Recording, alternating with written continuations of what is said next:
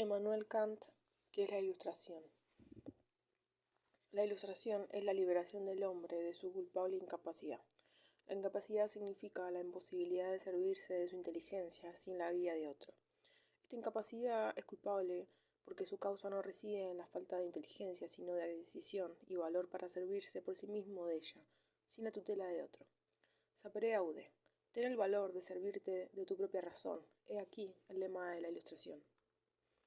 La pereza y la cobardía son causas de que una gran parte de los hombres continúe a gusto en su estado de pupilo, a pesar de que hace tiempo la naturaleza los liberó de ajena tutela.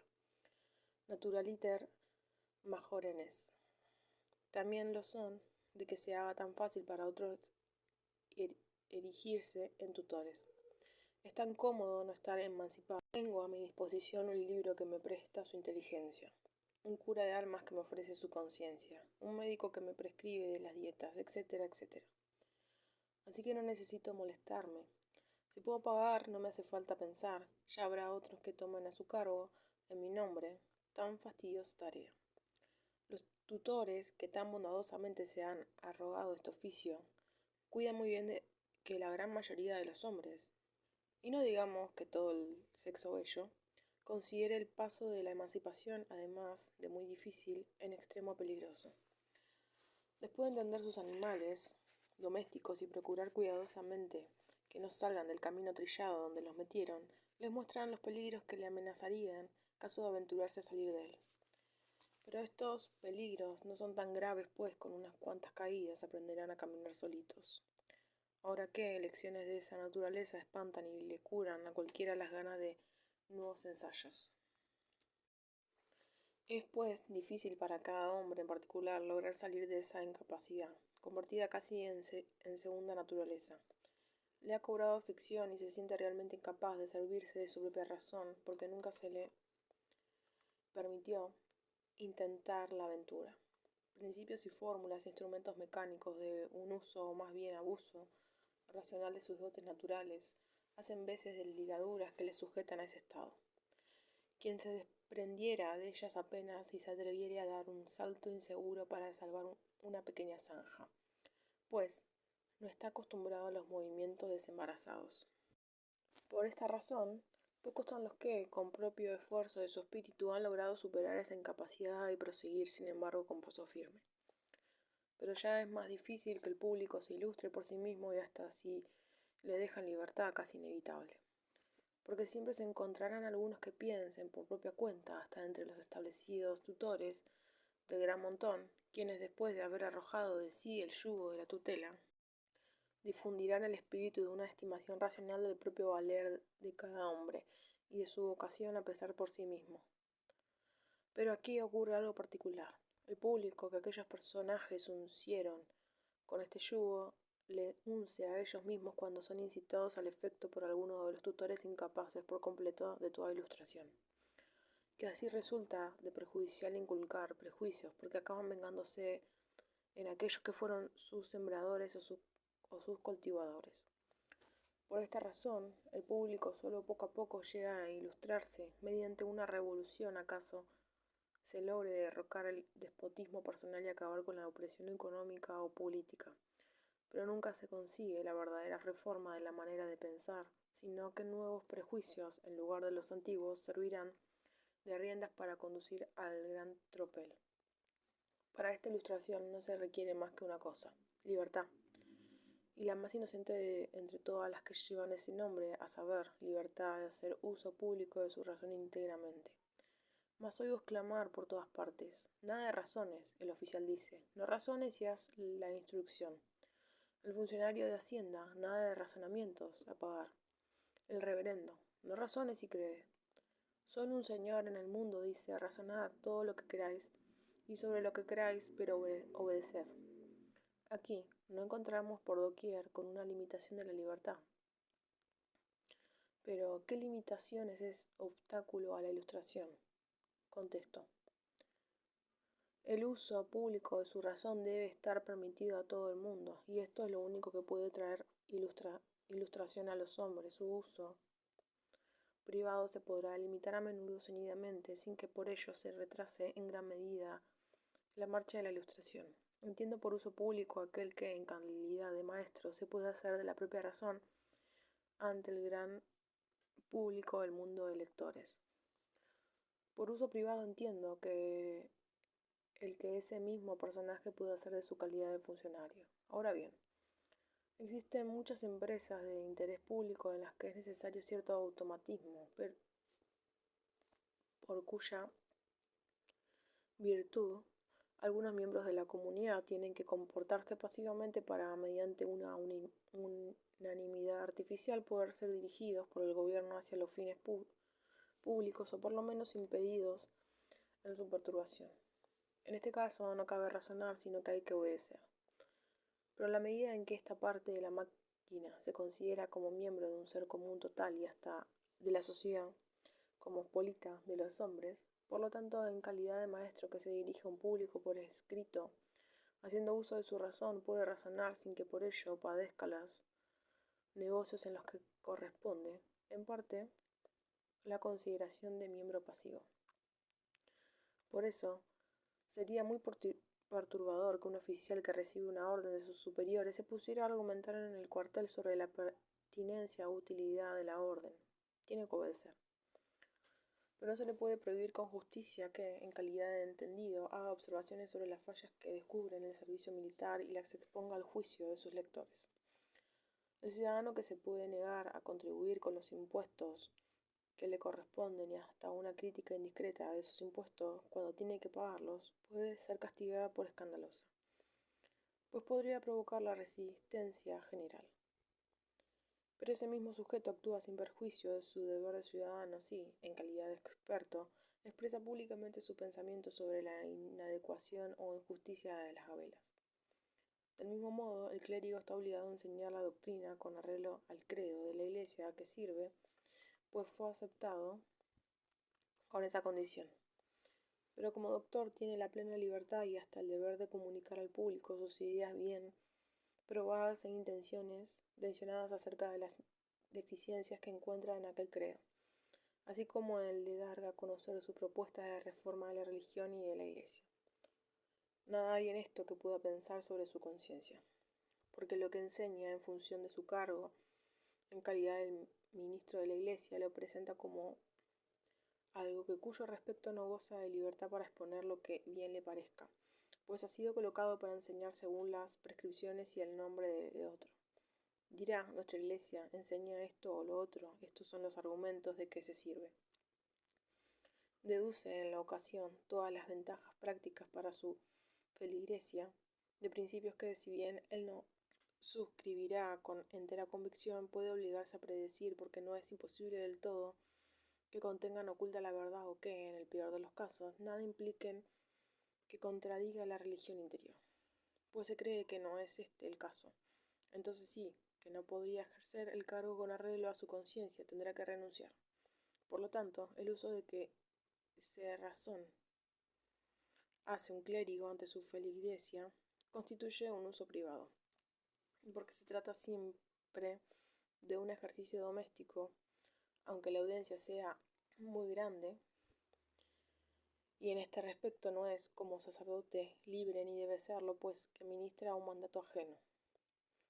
Pero en calidad de doctor que se dirige por medio de sus escritos al público propiamente dicho, es decir, al mundo como clérigo, por consiguiente que hace uso público de su razón, disfruta de una libertad ilimitada para servirse de su propia razón y hablar en nombre propio.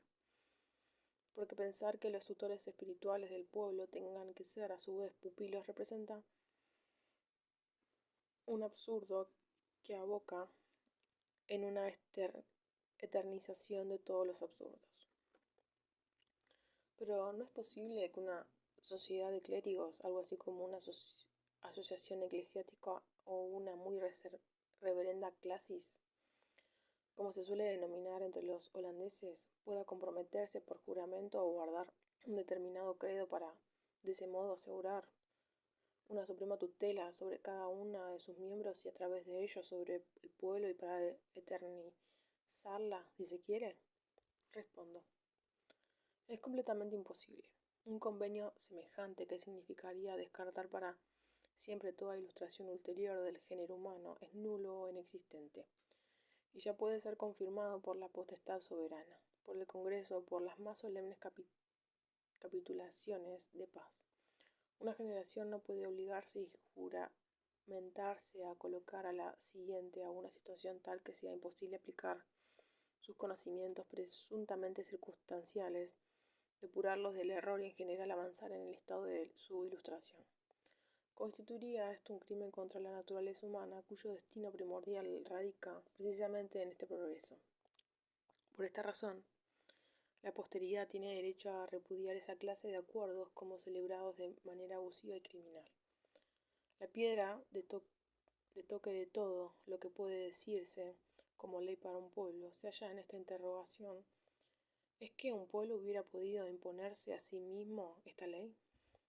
Podría ser posible, en espera de algo mejor, por un corto tiempo circunscripto, con el objeto de procurar cierto orden, pero dejando la libertad a los ciudadanos y especialmente a los clérigos de exponer públicamente, esto es, por escrito, sus observaciones sobre las diferencias que encuentra en dicha ordenación, manteniéndose mientras tanto el orden establecido hasta que la comprensión de tales asuntos se haya difundido tanto y de tal manera que sea posible mediante un acuerdo logrado por votos, aunque no por unanimidad, elevar hasta el trono una propuesta para proteger a aquellas comunidades que hubieran coincidido en la necesidad, a tenor de su opinión más ilustrada, de una reforma religiosa, sin impedir, claro está, a los que así lo quisieren seguir con lo antiguo.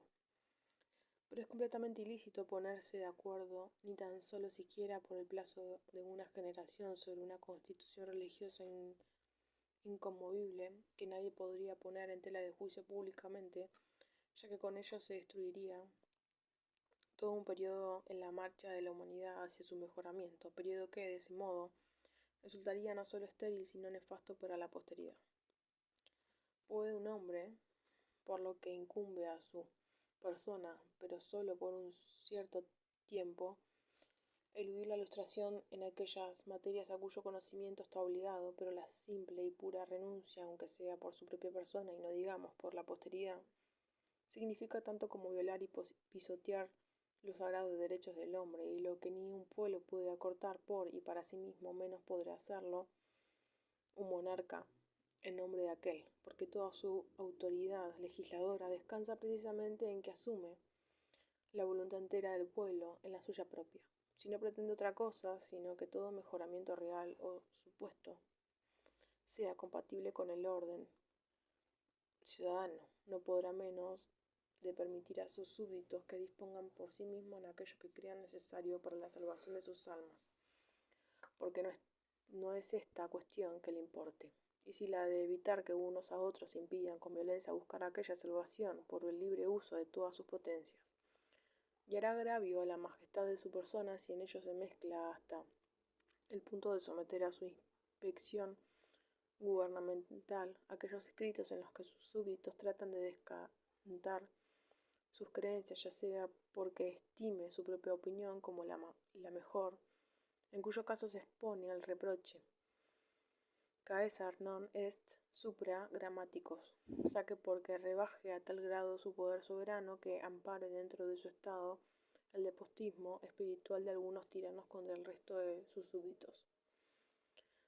Si ahora nos preguntamos, ¿es que vivimos en una época ilustrada? La respuesta será no, pero sí una época de ilustración. Falta todavía mucho para que, tal como están las cosas y considerados los hombres en conjunto, se hallen en situación ni tan siquiera en disposición de servirse con seguridad y provecho de su propia razón en materia de religión. Pero ahora es cuando se le ha abierto el campo para trabajar libremente en este empeño y percibimos inequívocas señales de que van disminuyendo poco a poco los obstáculos a la ilustración general o superación por los hombres de su merecida tutela. En este aspecto, nuestra época es la época de Federico.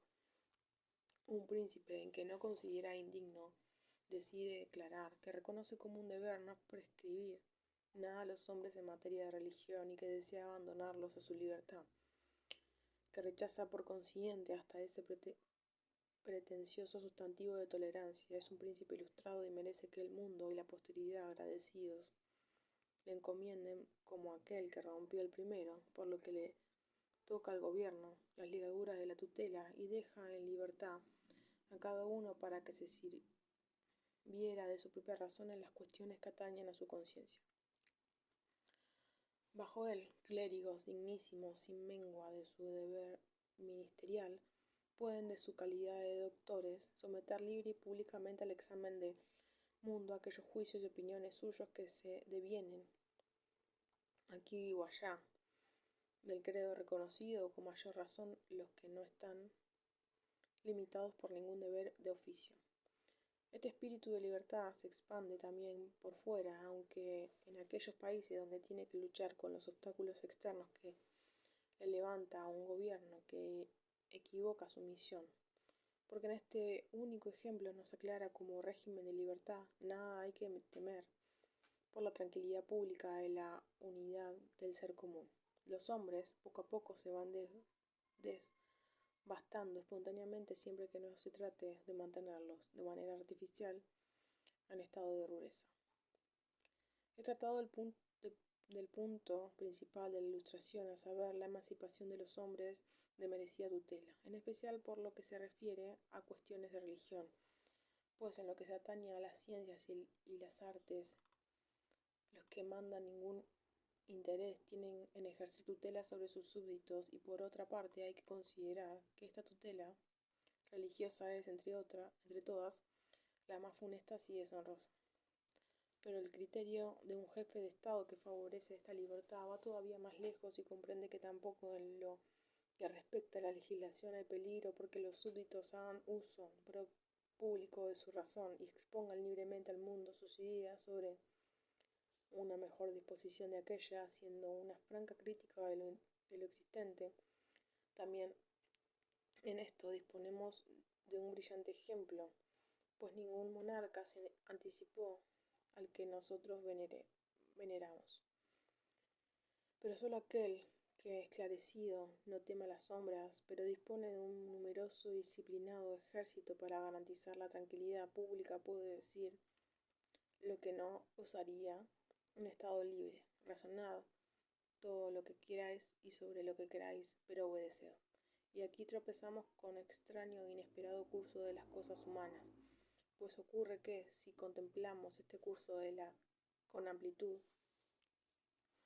lo encontramos siempre lleno de paradojas. Un gran grado mayor de libertad ciudadana parece que beneficiaría la libertad espiritual del pueblo, pero le fija al mismo tiempo límites infranqueables, mientras que un grado menor le procura el ámbito necesario para que pueda desenvolverse con arreglo a todas sus facultades. Porque ocurre que cuando la naturaleza ha logrado desarrollar bajo esta dura cáscara esa semilla que cuida con máxima ternura, saber, la inclinación y oficio del libre pensar, el hecho repercute poco a poco en el sentir del pueblo, con lo cual éste se va haciendo cada vez más capaz de la libertad de obrar. Y hasta en los principios del gobierno, que encuentra ya compatible dar al hombre, que es algo más que una máquina, un trato digno de él.